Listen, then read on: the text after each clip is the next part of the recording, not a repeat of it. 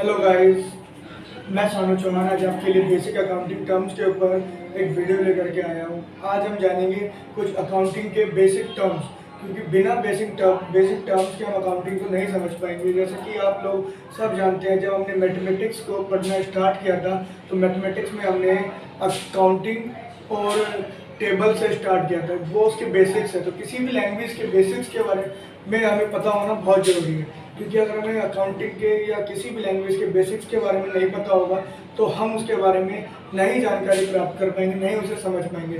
तो आइए आज हम आपको बेसिक अकाउंटिंग्स के कुछ टर्म्स, कोई बिजनेस स्टार्ट करते हैं तो उस बिजनेस में स्टार्ट करने के बाद कुछ लेन देन होता है। लेन देन के साथ कुछ हम खरीदते हैं, कुछ बेचते हैं, कुछ पैसा बैंक में जमा करते हैं, कुछ बैंक से पैसा निकालते हैं।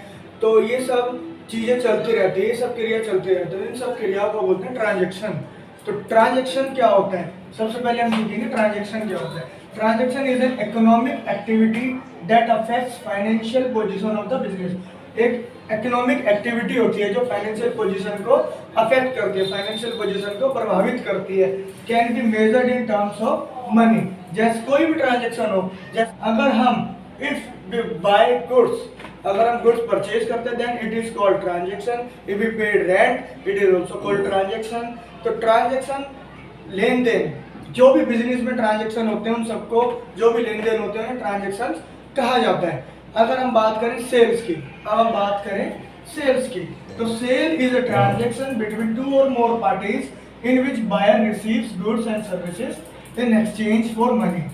तो सेल क्या है, ट्रांजेक्शन है बिटवीन टू और मोर पार्टीज, दो या दो से अधिक पार्टियों के बीच, दो या दो से अधिक व्यक्तियों या पार्टीज के बीच में जो ट्रांजेक्शन होती है, जिसमें बायर परचेज करता है, बायर रिसीव करता है गुड्स एंड सर्विसेज। जो बायर होता है वो गुड्स और सर्विसेज रिसीव करता है इन एक्सचेंज ऑफ मनी। जो क्रेता होता है वो गुड्स और सर्विसेज खरीदता है, उसके बदले वो उसको पेमेंट करता है, तो सेल्स कहलाता है वो। अगर हम बात करें परचेज की, तो purchase is the act of buying goods and services that a company needs to operate product. जो कंपनी गुड्स एंड सर्विसेज को खरीदती है ऑपरेट करने के लिए, उनको मैन्युफैक्चर करके गुड्स को सेल करने के लिए, उस माल को परचेज बोला जाता है। तो परचेज, अगर हम परचेज की बात करें तो गुड्स एंड सर्विसेज जब खरीदी जाती है कंपनी के पॉइंट ऑफ व्यू से तो उसको परचेज कहा जाता है। और जब कंपनी किसी भी पार्टी को या दो या दो से अधिक पार्टीज को जब सेल करती है, माल को बेचती है, तो उसे सेल्स कहा जाता है इन एक्सचेंज ऑफ मनी। अब हम डिस्कस करेंगे डेटर्स एंड क्रेडिटर्स। तो आइए डेटर्स एंड क्रेडिटर्स को एक एग्जांपल के जरिए समझते हैं। मान लीजिए हमने एक एबीसी एंड कंपनी करके खोली है, जिसमें हम जो है क्लोथ का बिजनेस कर रहे हैं। तो क्लोथ जब हम सेल करने के लिए हमें परचेज करना होगा, तो डेटर और क्रेडिटर में हमें सेल्स और परचेज से ही समझना होगा। देखो, सपोज करो कि हमारी एबीसी एंड कंपनी ने एक बी लिमिटेड कंपनी से गुड्स परचेज की, गुड्स परचेज किए क्रेडिट। तो गुड्स परचेज ऑन क्रेडिट, हमने उधार माल खरीदा है बी लिमिटेड कंपनी से। तो बी लिमिटेड कंपनी से हमने उधार माल खरीदा। जब हमने बी लिमिटेड कंपनी से उधार माल खरीदा तो एबीसी एंड कंपनी की लायबिलिटी बनती है कि वो बी लिमिटेड कंपनी का पेमेंट करे। तो बी लिमिटेड कंपनी को जब वो पेमेंट करेगी तो उसके लिए वो क्रेडिटर कहलाएगा, क्योंकि उसकी हमने पेमेंट करनी है फ्यूचर में। तो क्रेडिटर कौन होते हैं? Creditors if the business buys goods and services, if the business buys goods and services on credit। ध्यान दीजिएगा, क्रेडिट कैश में नहीं, क्रेडिट में। अगर हम कैश परचेज करते हैं तो हम कैश परचेज करने पर हम याद नहीं रखते थे किससे हमने माल खरीदा।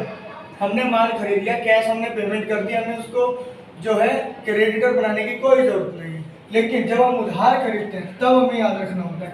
And if the business buys goods and services on credit and amount is still to be paid to the person or entity, उस व्यक्ति को जिससे उधार खरीदा या तो उसको पेमेंट करनी होगी, वो पेंडिंग है पेमेंट अभी तक, और या अदर एंटिटी मतलब किसी दूसरे या बिजनेस को, या तो व्यक्ति को या पर्सन को या अदर एंटिटी मतलब बिजनेस को पेमेंट करनी है, तो उसे बोलते हैं क्रेडिटर। अब बात करें अगर डेटर की, जैसे हमने उधार माल खरीदा, अब कुछ लोग ऐसे भी कस्टमर आते हैं हमारे पास कि जिनको हम उधार माल बेचते हैं। सपोज करो एक रमेश नाम का कस्टमर है, तो और एक है सुरेश, दो व्यक्ति हैं। सुरेश को हमने माल जो बेचा है वो कैश में बेचा है और रमेश को क्रेडिट में। तो हमारे पास टू टाइप्स के कस्टमर हैं। जब हमने माल रमेश को क्रेडिट बेचा और सुरेश को कैश बेचा, तो मैंने सुरेश को कैश में माल बेचा, मुझे सुरेश का नाम याद रखने की जरूरत नहीं है क्योंकि मेरे को उससे पैसा नहीं लेना, वो मुझे पैसा दे चुका है। हम रमेश का नाम याद रखेंगे क्योंकि रमेश से मुझे पैसा लेना है। रमेश को मैंने उधार माल बेचा, जब हम उधार माल बेचेंगे तो हमें पैसा लेना होगा फ्यूचर में। तो जब बिजनेस उधार माल बेचता है किसी व्यक्ति को या कंपनी को और उससे उसे फ्यूचर में पेमेंट लेनी होती है तो उसको डेटर कहा जाता है उस कंपनी को। तो डेटर क्या होगा? Debtor are those person to whom business has sold goods and services on credit, यहाँ पर भी क्रेडिट उधार बेचा and amount has not received, और अमाउंट अभी तक हमें रिसीव नहीं हुआ। तो डेटर और क्रेडिटर जो है बहुत ही सिंपल कॉन्सेप्ट है। अगर हम किसी व्यक्ति से उधार माल परचेज कर रहे हैं तो वो हमारे क्रेडिटर कहलाएंगे, अगर हम किसी व्यक्ति को उधार माल बेच रहे हैं तो वो हमारे डेटर कहलाएंगे। तो आइए अब आगे हम इस कॉन्सेप्ट को और बढ़ाते हैं और बिल्स पेबल और बिल्स रिसीवेबल के बारे में चर्चा करते हैं। देखिए बीआर और बीपी के बारे में। बीआर की फुल फॉर्म होती है बिल्स रिसीवेबल एंड बीपी की होती है बिल्स पेबल। तो आइए हम इसको एक एग्जांपल के जरिए समझते हैं। सपोज कीजिए एक कंपनी है ए लिमिटेड और एक कंपनी है बी लिमिटेड। ए कंपनी जो ए लिमिटेड कंपनी है वो बी लिमिटेड कंपनी को सोल्ड करती है गुड्स सोल्ड करती है, वो भी क्रेडिट, उधार माल बेचती है। तो बी लिमिटेड के पास नहीं है पेमेंट, तो बी लिमिटेड क्या करता है? बी लिमिटेड बोलता है कि ए लिमिटेड से कि भाई मेरे पास अभी पेमेंट नहीं है, आप मेरे ऊपर एक बिल लिख दीजिए और मैं उस बिल का जो पेमेंट है वो 2 महीने में या 3 महीने में, जो भी डेट होगी मैच्योरिटी की, जो भी उनके बीच म्यूचुअल अंडरस्टैंडिंग से एग्रीमेंट होगा, 2 महीने 3 महीने 4 महीने का, तो इतने महीने में वो उसकी पेमेंट कर देगा। तो बी लिमिटेड ए लिमिटेड से बोलते हैं कि भाई मेरे ऊपर बिल लिख दो। तो ए लिमिटेड क्या करता है? ए लिमिटेड अगर तैयार हो जाता है बिल लिखने के लिए तो ए लिमिटेड जो है बिल लिखता है बी लिमिटेड के पास। ए लिमिटेड बिल लिख करके बी लिमिटेड को भेज देता है। तो अब बिल जो आ जाता है वो आ जाता है बी लिमिटेड के पास। जब बिल पर बी लिमिटेड अपनी एक्सेप्टेंस दे देता है, जो लेटर होता है, बिल होता है, उस पर अपनी एक्सेप्टेंस दे देता है, स्वीकृति दे देता है, और बिल जब वापस से ए के पास आता है तो उस बिल को कहा जाता है बीआर, बिल्स रिसीवेबल। और जब बी के पास से बिल जाता है तो उसे कहा जाता है बिल्स पेबल, बीपी। तो बिल्स पेबल और बिल्स रिसीवेबल दोनों एक सिक्के के 2 पहलू हैं। हमने आपको बताया ए लिमिटेड ने जब बी लिमिटेड को उधार माल बेचा तो बी लिमिटेड के पास पेमेंट नहीं थी, तो बी लिमिटेड ने बोला कि हम आपको जो पेमेंट करेंगे वो 2 महीने के बाद करेंगे। तो बी लिमिटेड ने बोला ए लिमिटेड को, ए लिमिटेड उस पर तैयार हो गया, तो ए लिमिटेड ने उस पर बिल लिख दिया और बी लिमिटेड ने उस बिल पर एक्सेप्टेंस दी अपनी और ए लिमिटेड को दे दिया। जब बिल ए लिमिटेड के पास आएगा तो उसे बोला जाएगा बिल्स रिसीवेबल, और जब बिल बी लिमिटेड के पास जाएगा, बी लिमिटेड के पास से जाएगा तो उसे बोला जाएगा बिल्स पेबल। तो देखिए ए लिमिटेड को क्या बेनिफिट होगा? ए लिमिटेड को इसमें बेनिफिट होगा कि ए लिमिटेड जो है उस पर बिल पर जितने महीने के लिए बिल लिखा जाएगा उस पर इंटरेस्ट की पेमेंट रिसीव करेगा, इंटरेस्ट वसूलेगा। तो यहाँ पर ए लिमिटेड को ये बेनिफिट होगा कि ए लिमिटेड उस बिल पर जो है इंटरेस्ट रिसीव करेगा, इंटरेस्ट चार्ज करेगा बी लिमिटेड पर। तो ये होता है बिल्स पेबल और बिल्स रिसीवेबल। करते हैं कैपिटल और ड्राइंग के बारे में। तो कैपिटल क्या होती है और ड्राइंग क्या होती है? तो capital is the amount which is invested by owner to start a business. Capital वो अमाउंट होता है जो कि इन्वेस्ट किया जाता है ऑनर के द्वारा स्टार्ट करने के लिए बिजनेस। जब कोई भी ऑनर अपना बिजनेस स्टार्ट करता है और उसमें जो भी पैसा लगाता है, संपत्ति लगाता है, सेट्स लगाता है, तो उस बिजनेस को स्टार्ट करने के लिए तो सारे उसकी कैपिटल कहलाते हैं, मतलब पूंजी कहलाते हैं, तो उसे हम कैपिटल कहते हैं। If capital is the amount which is invested by owner to start a business that is called capital. और अगर हम बात करें ड्राइंग की, तो ड्राइंग भी रिलेटेड है प्रोप्राइटर से। अब देखिए, ध्यान दीजिए, समझने वाली बात क्या है। Drawing is the amount drawing is the amount और goods which is withdrawn by owner for his personal purpose और यूज। अपने पर्सनल पर्पस के लिए जो भी अमाउंट ऑनर बिजनेस से निकालता है, अमाउंट निकालता है या अब कोई भी माल निकालता है, गुड्स निकालता है, गुड्स को यूज में ले लेता है, जिससे गुड्स में कमी हो, असेट्स में कमी हो, तो उसको हम बोलते हैं ड्राइंग। अब मजे की बात यह समझने वाली कि कैपिटल और ड्राइंग दोनों देखो क्या है। कैपिटल में ऑनर अपना पैसा लगाता है और अपने जेब से पैसा लगाता है तो वो कैपिटल बन जाती है। जब ऑनर अपने बिजनेस में से पैसा अपने व्यक्तिगत पर्सनल यूज के लिए निकालता है तो उसे हम ड्राइंग कहते हैं। तो दोनों देखो अपोजिट ही है, कैपिटल और ड्राइंग। बट ड्राइंग हमारा जो है बिजनेस के पर्पज से वो खर्च है, लेकिन कैपिटल उसकी पूंजी कहलाती है, कैपिटल पूंजी कहलाती है। तो आइए फिक्स असेट्स और करंट असेट्स के बारे में। तो फिक्स असेट्स क्या होती है? फिक्स असेट्स वो असेट्स होती है जो ऑनर परचेज करता है लॉन्ग टर्म यूज के लिए। लॉन्ग टर्म यूज के लिए वो लॉन्ग टर्म यूज के लिए जो असेट्स परचेज की जाती है उसको फिक्स असेट्स कहा जाता है। और करंट असेट्स वो असेट्स होती है जो शॉर्ट टर्म यूज के लिए होती है, जिसको हम इजीली कन्वर्ट कर सके कैश में 1 साल के अंदर अंदर। ऐसी असेट्स करंट असेट्स कहलाती है। तो फिक्स असेट्स क्या होंगी? Fix assets are those assets which are purchase for long term use. ये हम लॉन्ग टर्म यूज के लिए परचेज करते हैं, are not likely to be converted quickly into cash, और जिसको हम इजीली जल्दी से कैश में कन्वर्ट नहीं करते। मोर देन 1 ईयर हम यूज करते हैं, जैसे कि हमारी बिल्डिंग हो गई, फर्नीचर हो गया, लैंड हो गई, जो हम अपने बिजनेस पॉइंट ऑफ व्यू से सालों साल यूज करते रहते हैं, मशीनरी हो गई। तो और करंट असेट्स, ऐसे ही करंट असेट्स क्या हुई?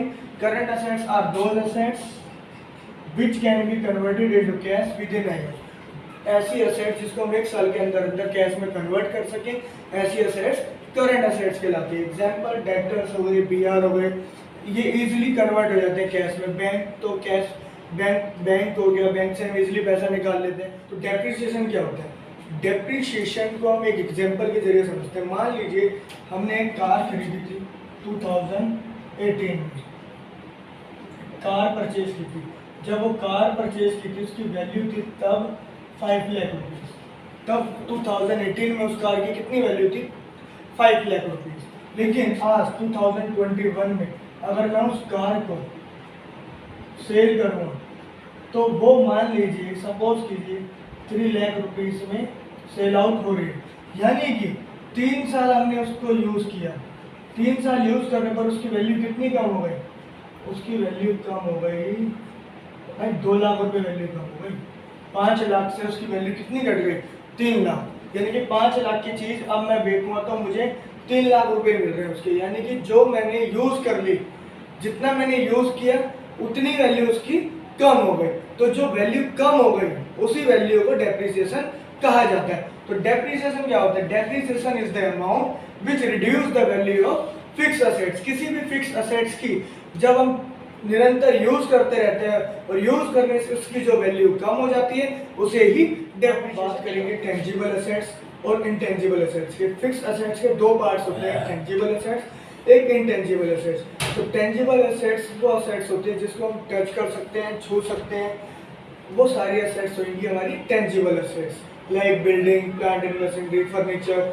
एंड जिन असेट्स को हम टच नहीं कर सकते, देख नहीं सकते, ऐसी असेट्स को खाली फील किया जा सकता है, वह असेट्स होंगी इनटेंजिबल असेट्स। जैसे कि हमारी गुडविल, ट्रेडमार्क। देखिए, tangible assets are those assets which can be physically seen and touch. जो फिजिकली सीन किया जा सके, उनको टच किया जा सके। और इनटेंजिबल असेट्स वो असेट्स होते हैं which are those assets which can't be seen and touch, जिनको हम ना देख सकते ना छू सकते। जैसे कि गुडविल, ट्रेडमेज होती है जो कि इंटेंजिबल होती है, तो वो उस बिजनेस की असेट्स है।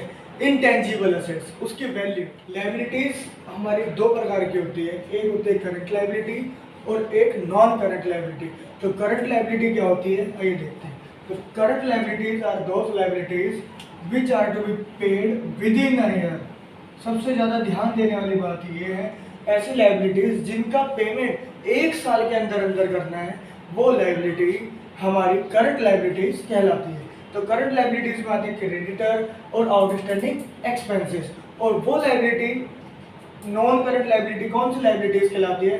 तो नॉन करंट लायबिलिटी वो लायबिलिटी कहलाती है विच fall due for payment more than 1 year, जिनका पेमेंट हमें मोर देन 1 ईयर, 1 साल से ज़्यादा में पेमेंट करना होता है, वो नॉन करंट लायबिलिटी कहलाती है। Current liability means within a year payment और non current liability means more than 1 year payment. तो हम नॉन करंट लायबिलिटीज की पेमेंट 1 साल से ज़्यादा में कर सकते हैं, मोर देन 1 ईयर में कर सकते हैं, लेकिन करंट लायबिलिटी की पेमेंट हमें 1 साल के अंदर अंदर करनी होती है। और नॉन करंट लायबिलिटीज के एग्जांपल होते हैं लॉन्ग टर्म लोन और डिबेंचर। तो आप लोगों को हमारा बेसिक अकाउंटिंग टर्म्स पर ये जो लेक्चर है कैसा लगा कमेंट सेक्शन में जाकर जरूर बताएं। हमारी वीडियो को लाइक करें, सब्सक्राइब करें हमारे चैनल को। मैं सानू चौहान आपके लिए ऐसे ही और टॉपिक्स पर वीडियो लाता रहूँगा, तो आप हमारे वीडियोस को लाइक कीजिए, हमारे चैनल को सब्सक्राइब कीजिए और बेल आइकन को दबाना ना भूलिए।